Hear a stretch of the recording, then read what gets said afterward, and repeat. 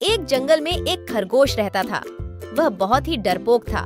कहीं जरा सी भी आवाज सुनाई पड़ती तो वह डर कर भागने लगता। डर के मारे वह हर वक्त अपने कान खड़े रखता, इसलिए वह कभी सुख से सो नहीं पाता था। एक दिन खरगोश एक आम के पेड़ के नीचे सो रहा था। तभी पेड़ से एक आम उसके पास आकर गिरा। आम गिरने की आवाज सुनकर वह हड़बड़ाकर उठा और उछलकर दूर जा खड़ा हुआ। भागो भागो, आसमान गिर रहा है, चिल्लाता हुआ सरपट भागने लगा। रास्ते में उसे एक हिरण्य मिला। हिरण्य ने उससे पूछा, अरे भाई, तुम इस तरह भाग क्यों रहे हो? आखिर मामला क्या है?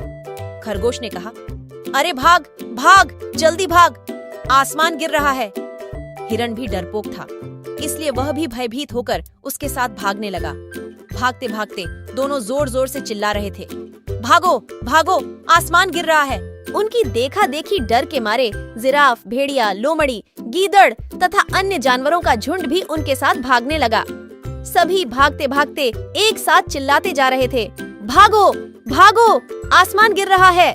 उस समय शेर अपनी गुफा में सो रहा था। जानवरों का शोर सुनकर वह हड़बड़ा कर जाग उठा। गुफा से बाहर आया तो उसे बहुत क्रोध आया। उसने दहाड़ते हुए कहा, रुको रुको, आखिर क्या बात है? शेर के डर से सभी जानवर रुक गए। सबने एक स्वर में कहा, आसमान नीचे गिर रहा है। यह सुनकर शेर को बड़ी हंसी आई। हंसते हंसते उसकी आंखों में आंसू आ गए। उसने अपनी हंसी रोककर कहा, आसमान को गिरते हुए किसने देखा है? सब एक दूसरे का मुंह ताकने लगे। अंत में सभी की निगाह खरगोश की ओर मुड़ गई। तभी उसके मुंह से निकला, आसमान का एक टुकड़ा तो उस आम के पेड़ के नीचे ही गिरा है। अच्छा चलो, हम वहाँ चलकर देखते हैं, शेर ने कहा। शेर के साथ जानवरों की पूरी पलटन आम के पेड़ के पास पहुंची। सबने इधर उधर तलाश की। किसी को आसमान का कोई टुकड़ा कहीं नजर नहीं आया। हाँ, एक आम जरूर उन्हें जमीन पर गिरा हुआ दिखाई दिया। शेर ने आम की ओर इशारा करते हुए खरगोश से पूछा, यही है आसमान का टुकड़ा जिसके लिए तुमने सबको भयभीत कर दिया? अब खरगोश को अपनी भूल समझ में आई। उसका सिर शर्म से झुक गया।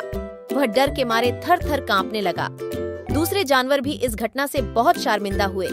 वे अपनी गलती पर पछता रहे थे कि सुनी सुनाई बात से डरकर वे बेकार ही भाग रहे थे।